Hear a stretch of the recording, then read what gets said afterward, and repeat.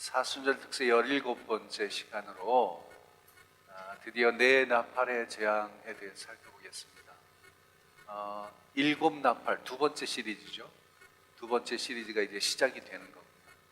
첫 번째 부분, 두 번째 시리즈의 첫 번째 네 가지 나팔이 한 묶음으로 우리가 볼 수가 있습니다. 마치 7개 봉인 시리즈에서 앞에 있는 네 묶음을 네 개를 묶어서 네 마리 말의 환상이다, 제가 이렇게 제목을 붙였는데 그와 비슷합니다. 왜냐하면 요한계시록은 원래 그런 특징을 가지고 있어요. 앞에 했던 이야기 조금 더 보강하고 보충해서 또다시 한번 반복하고 또다시 반복하는, 전문적인 용어는 recapitulation 이렇게 얘기를 하는데, 그런 이제 특징을 우리가 잘 알고 있으면 하나도 이상할 게 하나도 없죠. 여러분들 이미 다 익숙하니까 하나도 이상할 게 없지만, 이런 거 잘 모르시는 분들은 아주 어려워지죠, 요한계시록이. 아무튼 네 나팔의 재앙에 대해서 우리가 살펴볼 텐데요, 첫 번째 시리즈가 시작될 때 찬양으로 시작되었고, 두 번째 시리즈는 기도로 시작했다. 어제 우리가 살펴본 내용입니다. 자, 찬양과 기도는 뭔가요? 어디에 있는 거예요? 이게 뭐 할 때 있는 거예요? 예배할 때 있는 겁니다. 찬양도 예배고 기도도 예배입니다. 그러니까 예배하는 중에 있다는 게 참 중요한 것 같아요. 여러분, 예배하는 도중에 예배하는 사람들이 맞이하는 종말은 결코 두려움과 공포가 아닙니다. 예배하는 중에 맞이하는 종말은 절대로 두렵지 않습니다. 그 마지막 때 정말 하나님께서 이 세상의 역사를 끝내실 그때가 어떤 일이 벌어지든지 간에 그것도 두려울 일이 아니고요, 여러분 인생의 마지막 순간에도 그게 두려울 일이 아닙니다. 누구에게? 예배하는 자에게. 여러분들이 바로 그런 사람들입니다. 예배하는 자로 살아가면 마지막이 두렵지 않습니다. 반대로 얘기하면 어떻게 돼요? 예배하는 일에 실패하는 자들은 늘 마지막이 공포, 두려움입니다. 제가 지금까지 목회를 해오면서 수많은 사람들의 임종을 지켜봤습니다. 제가 지켜본 사람들은 다 교회 다니는 사람입니다. 신앙생활 제법 오래 하신 분들이에요. 그런데 그분들이 다 마지막이 정말 평안하고 소망 중에 맞이했느냐? 꼭 그렇지는 않습니다. 그것은 그 사람의 평소의 예배 생활을 보면 알 수가 있어요. 저는 여러분들의 지금 어떻게 예배하며 살아가는지가 여러분의 마지막 모습을 보여주고요, 그리고 마지막 때 주님 앞에 설 때의 여러분의 모습이 거기 담겨 있다고. 그러니까 예배하는 것이 얼마나 중요한 일이란 말이에요. 예배하는 자에게 또 불과 같은 시련이 있죠.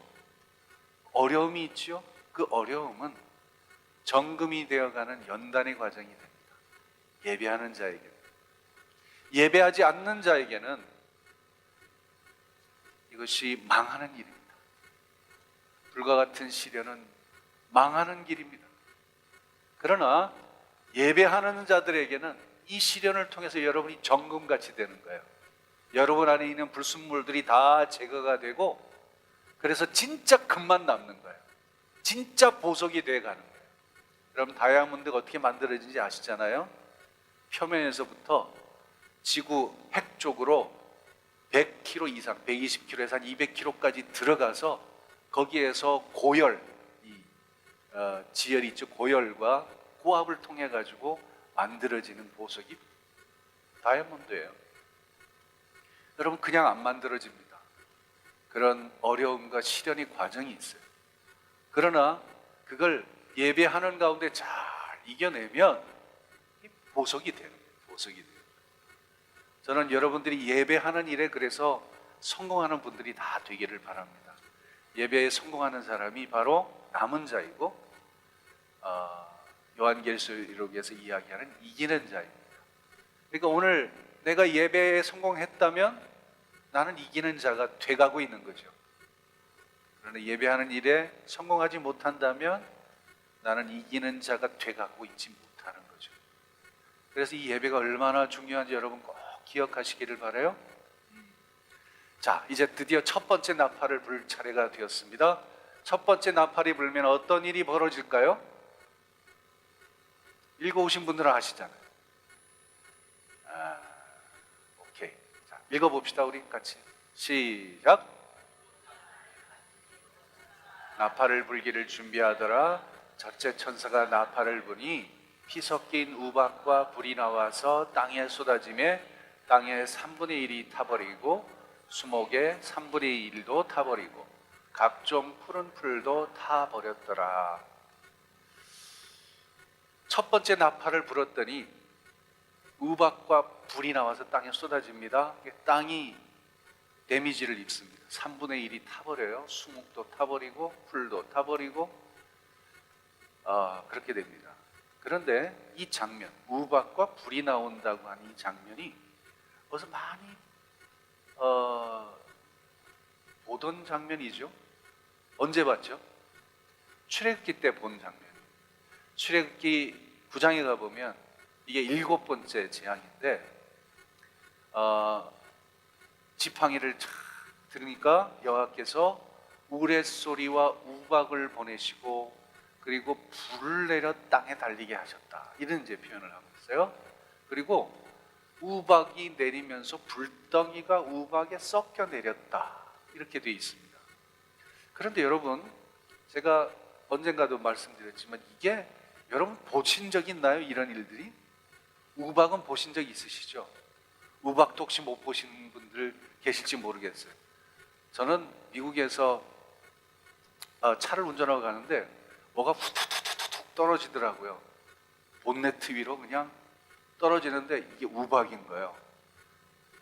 뭐 차야 뭐 상해도 그때 차가 중요했으니까 차 상하면 이거 어떻게 사 이거. 그래서 다리 밑에다가 착 세워놓고 한참 기다렸는데 나중에 보니까는 곰보 댕기듯이 막 이렇게 파였더라고요. 우박이 조그맣으니까 큰 우박은 막 주먹만한 우박이 막 떨어지기도 하고 그러죠. 그거는 세계 곳곳에서 일어나고 있는 기상이변이라고 그러지만 사실 자연스러운 이야기입니다. 우박이 떨어지는 건 있을 수가 있어요, 그죠? 근데 불덩이가 떨어지는 건 뭔가요? 그래서 이게 설명이 잘 안 되는 거예요. 그래서 성경학자들도 이걸 설명하다가 어떤 식으로 설명하게 됐냐면 앞에 우레소리가 있잖아요. 우레소리는 뭐죠? 천둥이고 천둥 다음에 뭐가 오죠? 번개가 먼저 오나 천둥이? 번개가 먼저 오죠, 그죠? 번개가 먼저 오고 천둥이 이제 나중에 따라오는데 요거하고 연결해서 아마도 이 불덩어리가 이 번개불하고 뭐 관계가 돼 있지 않을까. 그래서 그런 식으로 푸는 성경들이 많이 있어요. 그 대표적인 게 NIV 성경. NIV 성경 보니까 hail fell, 이 우박이 떨어지고 and lightning flashed, 번쩍번쩍 번개불이 번쩍번쩍하는 것, 그게 막 섞여 있다는 그런 뜻으로 해석을 하더라고요. 그러나 저는 사람들의 상식에 이해될 수 있도록 해석하는 게 성경을 제대로 해석하는 것인가? 저는 그렇게 생각하지 않아요. 성경이 있는 그대로 해석해야죠. 여기 보면 애굽이란 나라가 언제부터 생겼는데, 애굽이란 나라는 굉장히 오래된 나라입니다. 엄청난 역사를 가진 나라예요. 그 나라가 생긴 이래 그때로부터 애굽 온 땅에 그와 같은 일이 없었다는 거예요. 그러니까 한 사람 평생을 다 살아도 그 일은 못 보고 죽는 사람이에요, 다들. 근데 이 애굽 사람만 그런 게 아니에요. 지금까지 인류 역사를 통해서 한 번도 그런 일은 없었어요. 불덩어리가 우박하고 섞여 내리는 일은 없었어요. 그러나 인류 역사상 딱 한 번 있었는데 그게 출애굽 때였다는 거죠. 그죠? 이건 무슨 얘기냐 하면 하나님께서 초자연적인 역사로 개입하시는 거예요.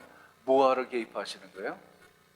이스라엘 백성들을 구원하기 위해서 개입하시는 거지, 그 특별한 일이지, 그걸 왜 자연현상으로 그 이해될 수 있도록 자꾸 풀려고 하는지 잘 모르겠어요. 이거는 사람이 이해할 수 없어도 하나님이 얼마든지 개입할 수 있는 거지. 그죠? 그래서 우박하고 불덩어리가 함께 쏟아지는 거죠. 이게 마지막 때에 첫 번째 나팔을 부니까 그때 그 현상이 그대로 나타난다. 그런데 조금 달라지는 게 하나 있죠. 뭐가 달라지죠? 피 섞인 우박과 불이 나온다는 거예요.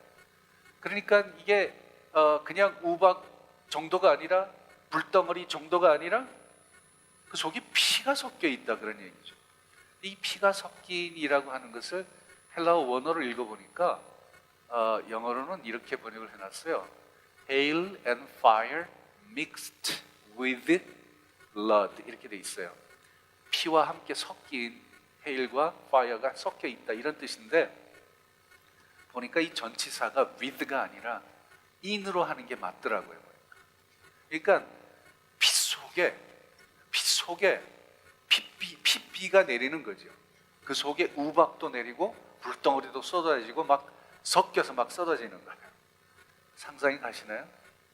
상상할 수 없어요. 상상할 수 없는데 상상해보면 끔찍해요. 이런 일이 벌어지는 거예요. 여러분 두려운가요? 그런 우박과 그런 불덩어리와 그런 피가 막 쏟아지는 그 속에 있을 것이라고 생각하면 끔찍한가요?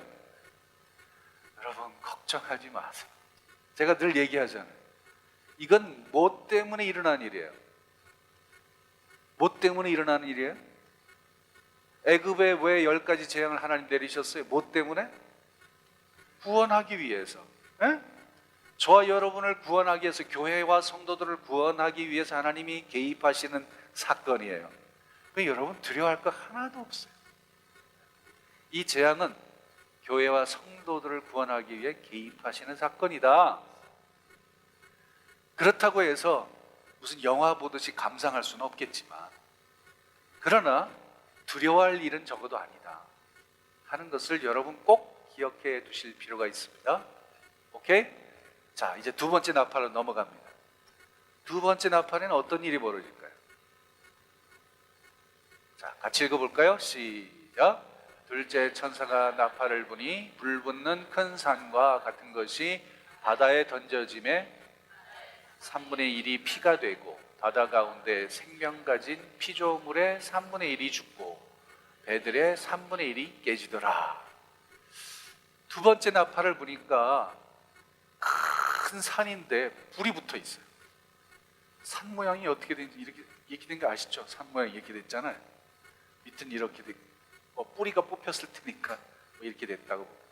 그게 불이 붙어 있어요.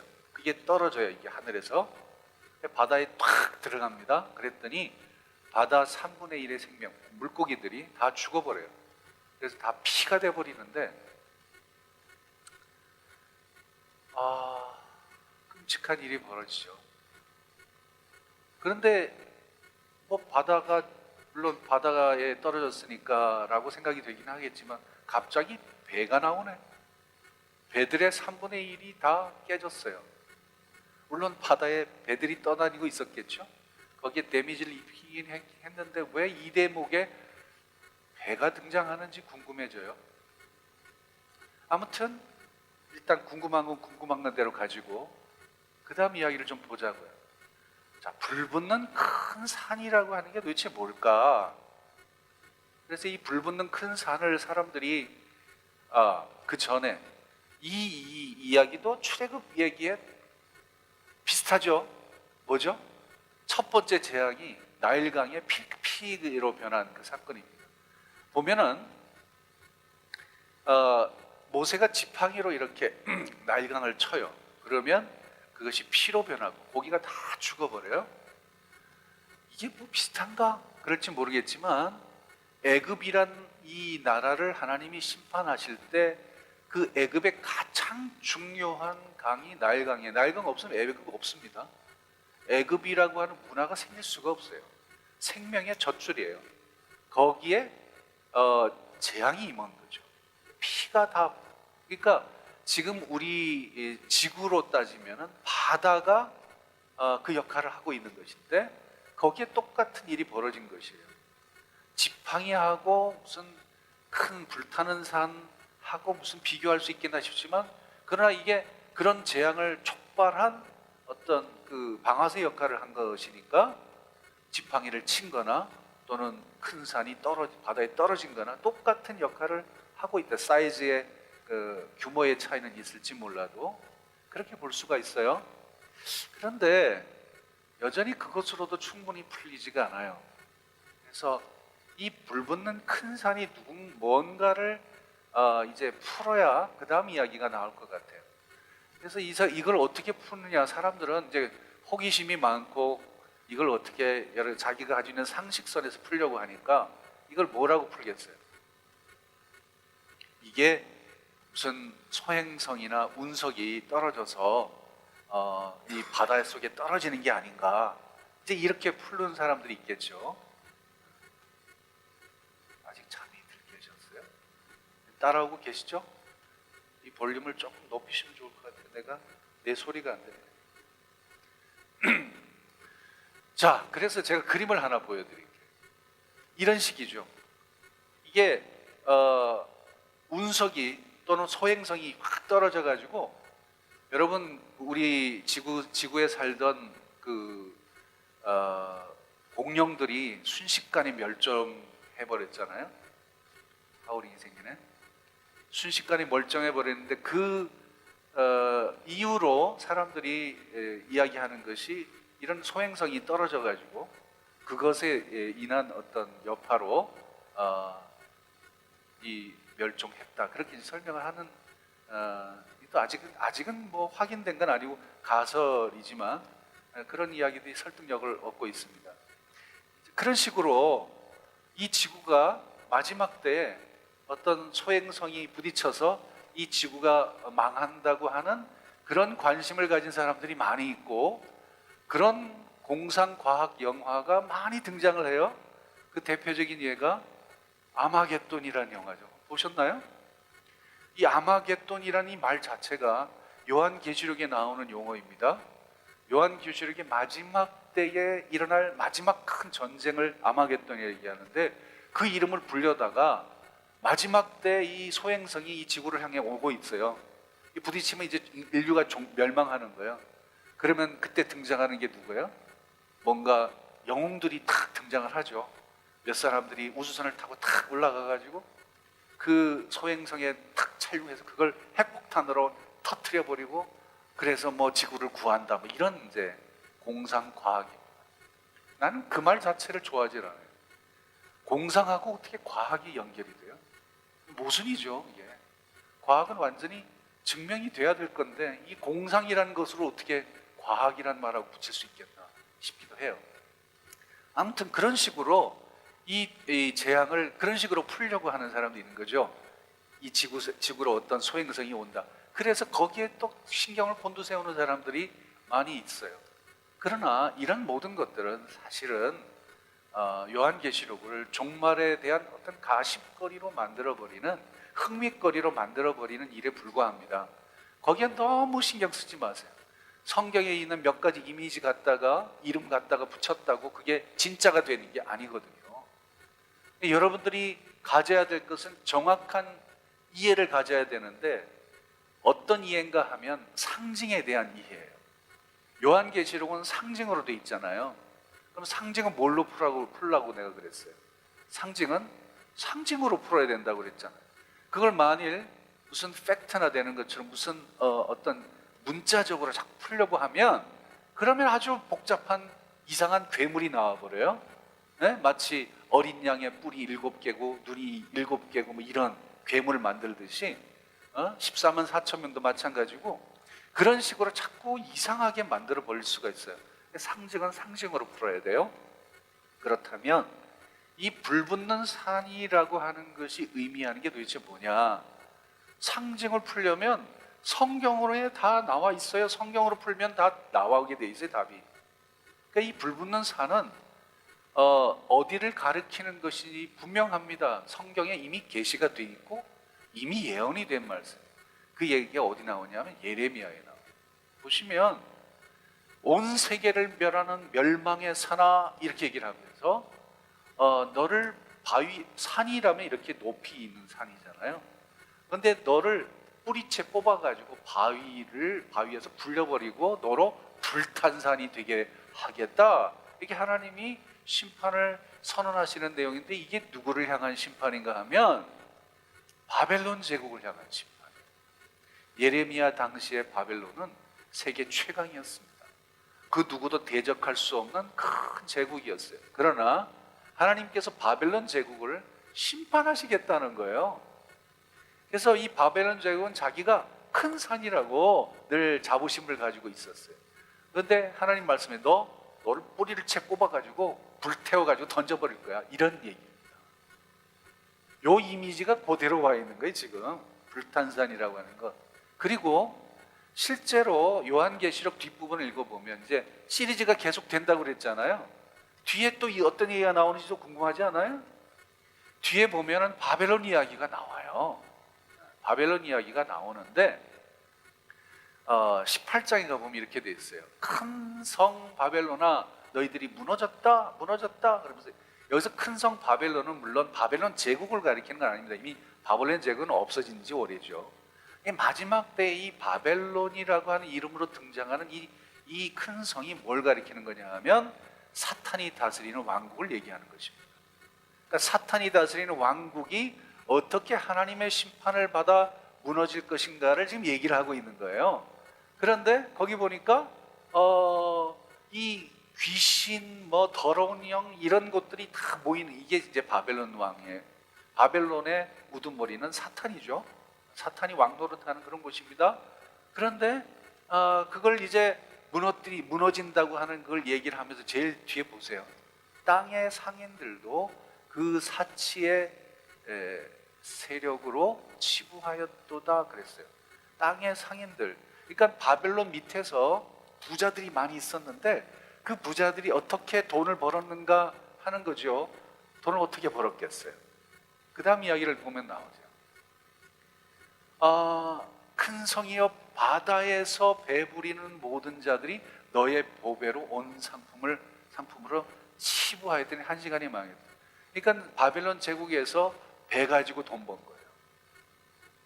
왜 배 3분의 1이 망했는지 그 이유가 이제 연결이 되시죠?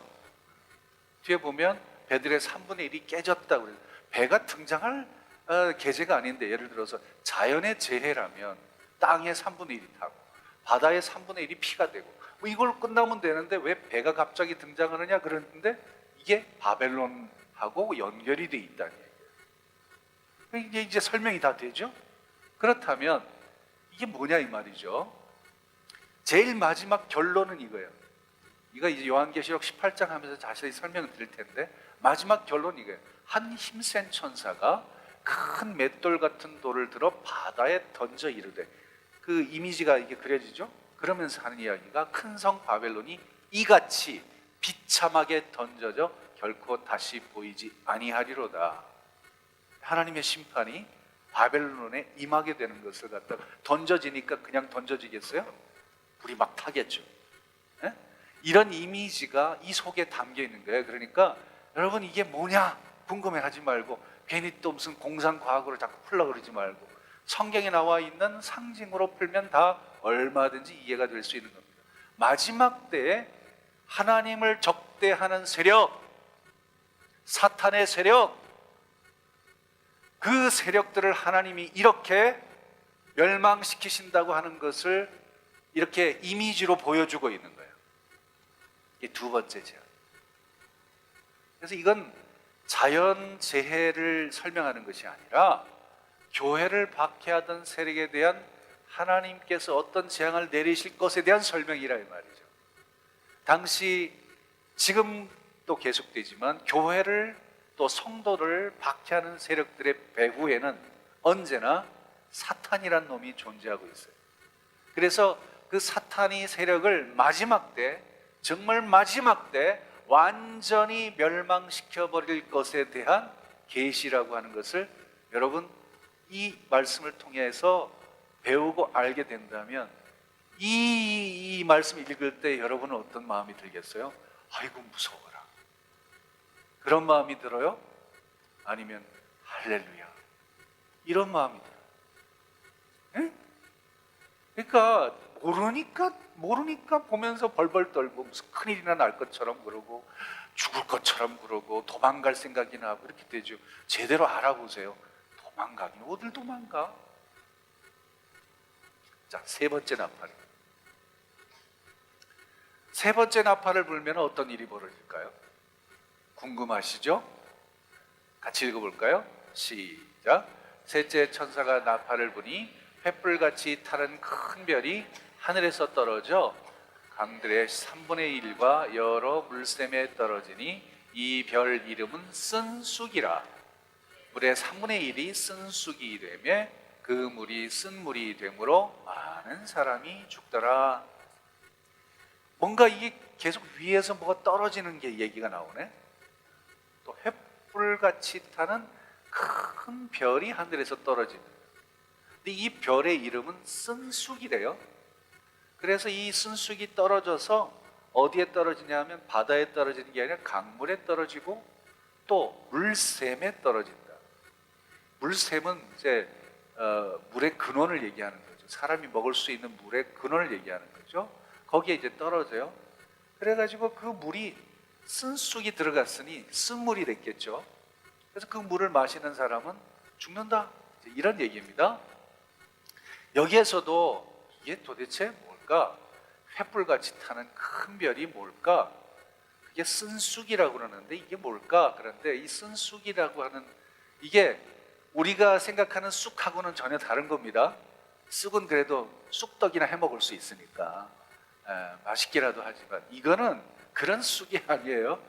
말 그대로 쓴 쑥이에요. 그래서 도무지 먹을 수 없는 정말 쓴, 이게 이제 헬라어로는 압세토스. 그런데 이게 영어로는 웜우드라고 그래놨더라고요. 웜우드. 직역하면 벌레나무. 벌레 씹은 표정 생각나시죠? 뭐 이런 거. 이건 그런데 쑥과 관련되어진 이미지는 성경의 우상숭배입니다. 쑥과 관련되어진 이미지는 항상 이 쓴 쑥과 관련되어진 이미지는 우상숭배를 이야기할 때 언급되는 이야기예요. 가장 대표적인 게 신명기에 나오는데 이렇게 돼 있어요. 신명기는 여러분 잘 아시다시피 이스라엘 백성들이 출애굽해서 광야 생활 40년 다 마치고 난 다음에 아직은 가나안 땅에 들어가지 않은 상태죠. 들어가기 직전에 마지막으로 하나님이 권면해 주신 말씀이 신명기죠. 그때 뭐라고 얘기하냐면 예고하시는 거예요. 너희들이 이제 들어가서 그 모든 민족의 신들에게 가서 섬길까 봐 그게 걱정이 된다. 염려가 된다. 그러면서 독초와 쑥의 뿌리가 너희 중에 생겨서 이 저주의 말을 너 그렇게 하면 안 된다. 그거 망한다. 라는 말을 듣고도 심중에 스스로 복을 빌어 이르기를 그래도 괜찮아. 그리고 가서 우상한테 섬길까 봐 내가 걱정이 심히 된다. 이제 그런 말씀이에요. 그런데 이 우상을 섬기는 걸 갖다가 독초와 쑥의 뿌리가 너희 중에 생긴다. 이렇게 표현하고 있는 거죠. 여러분, 이 쑥이 뿌리가 생기면 골치 아픕니다. 조만간 뭐가 돼요? 쑥대밭이 되는 거예요. 쑥대밭이 뭔지 아시죠? 뿌리 제거하기 너무 힘들어요. 그냥 죽여도 계속 번지는 거예요. 이게 쑥대밭입니다. 그래요. 똑같아요. 이게 우상 숭배가 여러분 삶에 조금이라도 하나 이렇게 들어와서 뿌리를 내리죠. 쑥대밭 되는 건 시간 문제예요. 그 얘기입니다 지금. 그런데 그 쑥은 개떡도 못 해먹는 쑥이에요. 그거는 망하는 거예요. 그건 망하는 거. 시간 문제. 근데 그 당시엔 몰라요. 눈에 보이기에 좋거든. 그래서 이거 하면 잘 될 것 같거든. 그래서 거기 넘어가긴 넘어가는데 이게 망하는 길인 줄 모르고 뿌리가 내리고 쑥대밭 되도록 그냥 내비두는 거예요. 그게 이스라엘 백성들의 역사였습니다. 실제로 이스라엘 백성 그것 때문에 망하죠. 예레미야 선지자가 그래서 이렇게 얘기를 해요. 너희들이 왜 망하는지 아냐? 너희들이 이 바알신을 따랐기 때문에. 하나님 섬겨야 되는데 바알신을 따라. 이게 그래서 너희들 망한 건데 그 뒤에 표현을 보면 내가 이 백성에게 쑥을 먹이고 독한 물을 마시게. 쑥하고 쓴물하고는 같이 가는 거예요. 그죠? 독한 물을 마시게 해서 그 다음에 쫓아버리고 망하게 만들게 돼. 이런 얘기인데, 여러분 사실 이거는 하나님이 그들에게 쑥을 먹이고 쓴물을 먹여서 그들이 우상 숭배한 건 아니잖아요. 거꾸로 된 거죠. 사실은 그들이 우상 숭배한 것을 하나님께서 이렇게 표현하고 있는 거예요. 그들의 죄에 대해서 하나님이 심판하시는 내용이지, 그들이 쑥을 먹도록 우상 숭배하도록 하나님이 그렇게 조장했다, 그런 뜻은 아니라는 걸 여러분 상식적으로 잘 아실 겁니다. 아무튼 이 쑥과 관련되어진 것은 반드시 우상 숭배와 관련된 거예요. 자, 그러면 큰 별이 떨어졌어요. 근데 그 별 이름이 쓴 쑥이에요. 거기 쓴물이 나와요. 뭘 얘기할까요 이게? 횃불같이 타는 큰 별이 뭐냐? 이것 역시 바벨론 제국을 가리키는 거예요. 어떻게 알지? 이사야에 나와 있습니다. 이사야 말씀을 가보면 너 아침의 아들 계명성이 어찌 그리 하늘에서 떨어졌으며, 뭐 이렇게 나옵니다. 계명성. 어떤 사람들은 또 이거 또 좋아하는 사람들은 이걸 사탄이 천사가, 타락한 천사가 떨어진 거다, 이렇게 이제 얘기를 하고 있는데 사실 그런 거 아닙니다. 여러분, 제가 이게 자세하게 설명을 드릴 수는 없는데 이사야 그 앞뒤 문맥을 쭉 읽어보시면 이게 지금 누구를 가리키는 건지 분명하게 나와요. 바벨론 왕을 가리키는 말입니다. 그 앞에 성경이 다 나와 있어요. 바벨론 왕이 계명성이다. 그런데 그 바벨론 왕이 스스로를 아주 대단한 존재인 것처럼 생각하고, 내가 하늘에 올라서 하나님의 무별 위에 내 자리를 높이리라, 가장 높은 별이 되리라, 이렇게 얘기하는 거죠. 가장 높은 자리에 앉으리라, 지극히 높은 이와, 즉 하나님과 내가 똑같아지리라. 이게 뭐죠? 스스로를 신으로 만들어버리는 거잖아요. 그죠? 로마 황제의 숭배하고 똑같은 거예요. 스스로를 하나님으로 만들어버리는 거예요. 그런 그를 하나님께서 어떻게 심판하시는지 심판하셔가지고 이제 어디로 가게 되냐면 스올, 곧 구덩이의 맨 밑에 떨어지게 될 거다. 내일 우리가 살펴보게 될 이 무저갱이라고 하는 거예요. 무적갱이 아니라 무저갱, 영양갱이지. 무저갱은 밑바닥이 없는 깊은 구덩이를 얘기하는 겁니다. 거기에 사탄이 우두머리가 돼 있고 쫄개들이 거기 다 있어요. 거기에 이제 처박히는 거예요. 그러니까 스스로를 높이다가 망하는 바벨론 제국과 바벨론 왕을 가리키는 말이에요. 근데 이게 스스로를 높이고 스스로를 뭐 대단한 사람이나 된 것처럼 교만한 마음을 품고, 이런 것들이 다 우상 숭배하고 관련돼 있는 것들이에요. 다. 그래서 이 바벨론은 그렇게 불이 타주 떨어졌어요. 무너졌어요. 그런데 그 쓴쑥이라고 하는 성질이 사라지진 않아서 그 성에 들어가는 물에 그걸 오염을 시켜버리는 거예요. 네? 샘물도 오염시켜버리고, 그 물을 마시는 사람들은 우상 숭배에 빠지게 되고 결국 죽게 된다고 하는, 이제 그런 상징적인 의미를 이 속에 담고 있다는 얘기예요. 자, 그런데 정말 우려스러운 것은 이 쑥이라고 하는, 탐심의 쑥이라고 하는 것이 교회 안에 자꾸 들어온다는 거예요. 여러분, 이게 알게 모르게 많이 들어와 있습니다. 그래서 이 물질 만능주의와 더불어서 하나님을 하나님으로 섬기지 못하고, 하나님을 단지 내가 가지고 있는 어떤 욕심을 채우는 수단 정도로 여기는, 그러면서도 아주 자기 스스로는 대단한 믿음을 가진 사람이라고 착각하고 있는 사람들이 교회 안에 얼마나 많이 있는지 아셔야 됩니다. 우리가 살펴봤잖아요. 7교회, 아시아 7교회 중에서도 이미 그런 교훈을 가르치는 사람들이 들어와서 판치고 있잖아요. 네? 니고라당이 그랬고, 또 이세벨의 교훈을 따르는 사람들도 그랬고, 다 그런 게 다 그런 거예요. 그래서 하나님을 안 섬기는 건 아닌데 하나님만 섬기는 건 아니에요. 하나님을 오히려 자기들의 어떤 목적을 달성하기 위한 수단 정도로 여기는 거죠. 이런 탐심의 쑥이 교회 안에 들어오는 거 우리가 아주 정신 바짝 차리고, 그거 처음에 초장에 깨지 않으면 쑥대밭 되는 건 시간 문제란 말이에요. 저는 우리 한국교회가 지금 쑥대밭 돼가고 있다고 봐요. 그런 의미에서 정말 염려해야 되고 정말 걱정해야 될 게 바로 그런 거예요. 교회가 교회답지 못하기 때문에 능력이 없어져요. 성도가 성도답지 못하니까 능력이 없어져요. 교회가 크지 못해서 능력이 없는 게 아니에요. 교회가 돈이 없어서 능력이 없는 게 아니에요. 교회는 큰데 돈은 많은데 능력이 없어요. 왜 그래요? 그 속에 쓴쑥이 들어와 있는 거예요.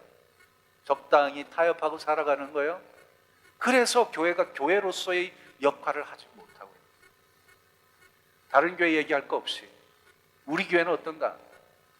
우리 교회만이라도 하나님 앞에 제대로 세워진 교회 되었으면 좋겠다. 교회다운 교회 되었으면 좋겠다. 여러분들이 성도다운 성도가 되었으면 좋겠다. 이게 저의 간절한 소망입니다. 자, 이게 세 번째 나팔.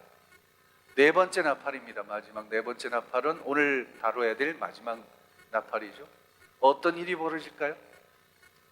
이미 우리가 다 살펴본 내용입니다. 읽어볼까요? 시작. 넷째 천사가 나팔을 부니 해 3분의 1과 달 3분의 1과 별들의 3분의 1이 타격을 받아 그 3분의 1이 어두워지니 낮 3분의 1은 비추임이 없고 밤도 그러하더라. 해와 달과 별들의 3분의 1이 타격을 받아서 빛을 잃어버립니다. 자, 여러분 기억나십니까? 첫 번째 시리즈에서 6번째 공인을 떼었을 때 천재지변이 일어나죠. 천지개벽이 일어나죠. 그래서 그때 보면 해가 벌써 검해지고 달이 핏빛이 돼버리고 별들은 다 우수 떨어져 버리고 완전히 이제 개벽이 일어나고 있는 건데 그 사건 전입니다. 그죠? 이건 네 번째 나팔을 불었으니까 왜 이게 중복이 됩니까? 앞에는 없었는데 왜 또 다시 나타났습니까? 이 얘기는 하지 않기. 여러분이 이미 요한계시록의 그 시스템과 그 해석의 방법을 여러분 익숙하게 알고 있으니까 그런 질문 안 하실 거라고 생각을 해요. 그런데 여하튼 해, 달, 별이 3분의 1이 타격을 받아서 더 이상 능력이 없어진 겁니다. 어두워졌어요. 이게 도대체 무슨 의미일까 하는 것이죠. 이게 상징하는 바가 도대체 뭘까? 자, 계속 지금 반복되는 이 나팔 시리즈에서 반복되는 게 3분의 1입니다. 그죠?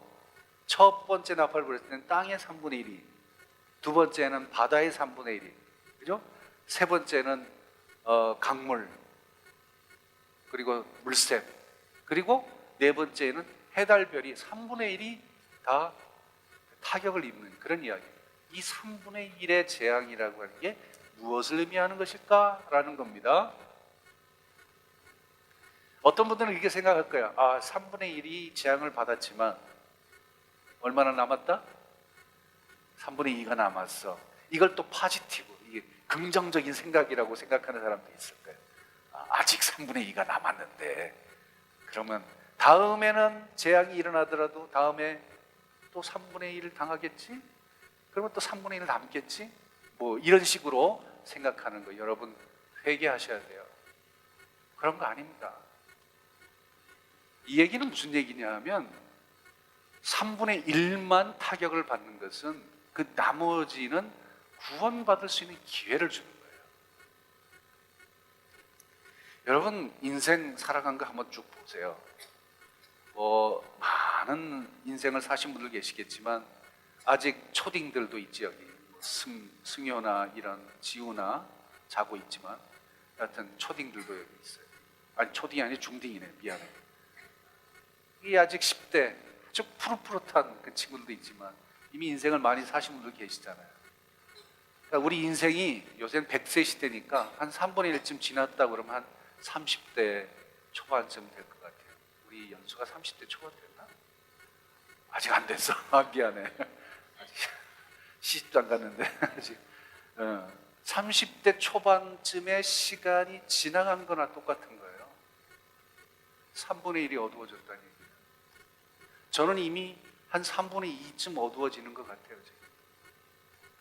얼마나 남았어요? 여러분 인생 얼마나 남았어요? 이 얘기는 뭐냐 하면 우리에게 주어진 구원받을 기회, 하나님의 뜻을 이룰 기회, 하나님 나라의 보석이 될 기회가 그리 많지 않다는 얘기예요. 그러니까 그런 일들이 보여지면 그것에 대해서 정신을 바짝 차리고 내가 마땅히 서야 될 것이 어딘지, 마땅히 해야 될 일이 뭔지, 정말 마땅히 정말 무엇이 되어야 할 것인지 이거 신경 쓰고 거기에 마음을 쓰고 거기에 정신 바짝 차리라는 얘기지, 아직 3분의 2가 남았는데 그저 인생 다 즐기다가 마지막 꼴까닥 하기 전에 예수 믿으면 되지, 구원받는 데니까. 그러면 그렇게 하면 안 된다는 거예요. 구원받을 수 있는 또 다른 기회가 주어지느냐? 주어지지 않는다는 거예요. 다음에 차례대로 3분의 1을 했으니까 그 다음에 또 3분의 1, 그 다음에는 또 조금 속도가 늦어서 4분의 1, 뭐 이런 식으로 없어지는 게 아니라는 거예요. 지금이 마지막이에요. 그 얘기입니다. 여러분 인생에 3분의 1이 휙 지나갔다, 내게 주어진 시간이 이거밖에 안 남았다 라는 생각을 하는 순간 여러분 정신 바짝 차리고 이것이 내게 주어진 마지막 기회일 수도 있겠구나, 그리고 하는 거예요. 신앙생활 제대로 그렇게 하라고 하나님께서 깨우쳐 주시는 거예요. 지금 이 자리에 나와 계신 분들은 이미 그렇게 하고 계시는 분들이라고 제가 믿어요. 그러나 이 이야기를 듣고 있는 사람들 정신 바짝 차려야 된다는 얘기예요. 요한계시록 왜 그렇게 이야기를 하냐 하면 지금 우리가 12절까지 읽었죠? 마지막 13절 때문에 그래요. 4개의 그 나팔에 대한 재앙에 대한 이야기가 다 끝나고 난 다음에 그 다음에 갑자기 독수리 한 마리가 등장해요. 같이 읽어볼까요? 시작. 내가 또 보고 들으니 공중에 날아가는 독수리가 큰 소리로 이르되 땅에 사는 자들에게 화가 있으리니 이는 새 천사들이 불어야 할 나팔 소리가 남아 있습니다. 자, 7 천사가 나와 등장해야 되는데 4 천사가 지나갔으니 앞으로 3 천사가 남았겠죠. 새 나팔 소리가 남았겠죠. 그런데 웬걸 이 나머지 3개는 앞에 것들은 유도합니다. 얘기예요. 독수리가 등장이, 독수리가 천사를 대신하는 것인데 아마도 이 독수리가로 표현한 것은 높이 올라가서 멀리 볼 수 있는 눈을 가졌기 때문에 독수리가 뭘 보고 있냐면 저 지구 끝에 뭐가 오고 있는지 보고 있는 거죠. 뭐가 오고 있어요? 3가지 화가 오고 있는데 화가 오고 있는데 새 천사가 부를 나팔 소리가 남았다. 얘기는 뒤에 오는 건요, 지금까지 얘기했던 건 유도 아니요, 비교할 것이 없어, 잊어버려, 정말 큰일 나, 이런 얘기입니다. 마지막 기회라는 얘기가 바로 그 때문에 합니다.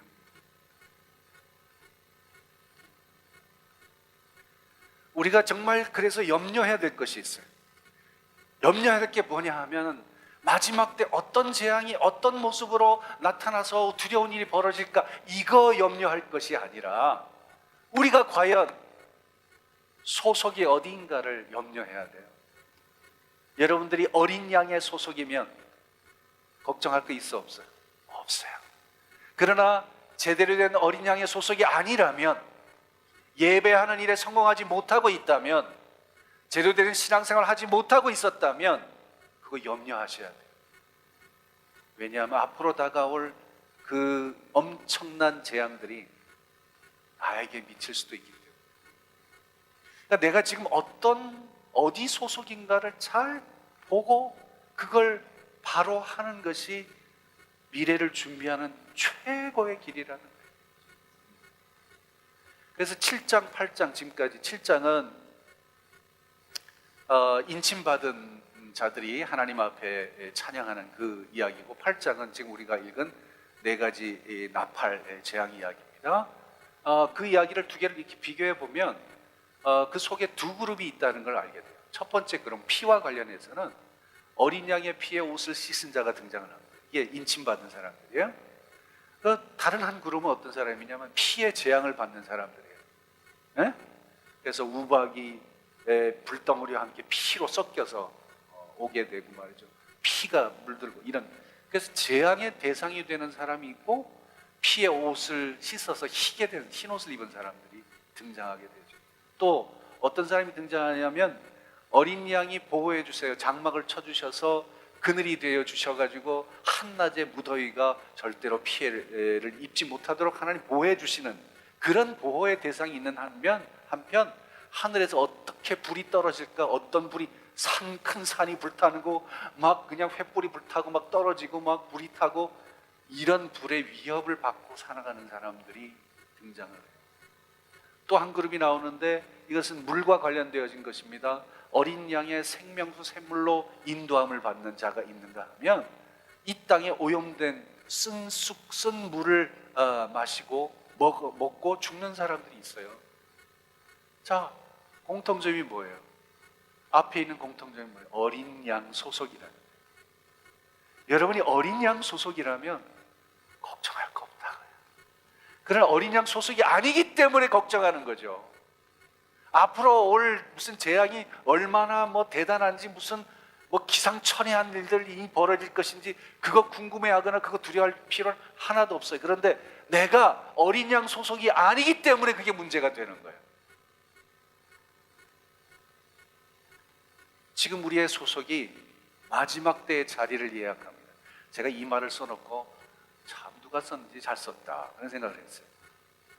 정말 그래요. 여러분, 지금 여러분이 소속되어 있는 곳, 여러분이 있는 곳, 그래서 늘 여러분 삶의 중심이 돼가고 있는 그 곳이 여러분의 마지막 때의 자리를 예약하고 있는 거예요. 요새 우리 동네 얘기에 무슨 망리단길인가 쭉 거쳐서 이렇게 쭉 가다 보면 맛집이 많이 있고, 맛집마다 사람들이 이렇게 줄 서서 기다리고 있는 걸 봐요. 그래서 제가 어휴, 저렇게 서서 이렇게 먹나? 그런데 진짜 맛있는 집 가보니까 정말 서서 먹을만 하더라고요.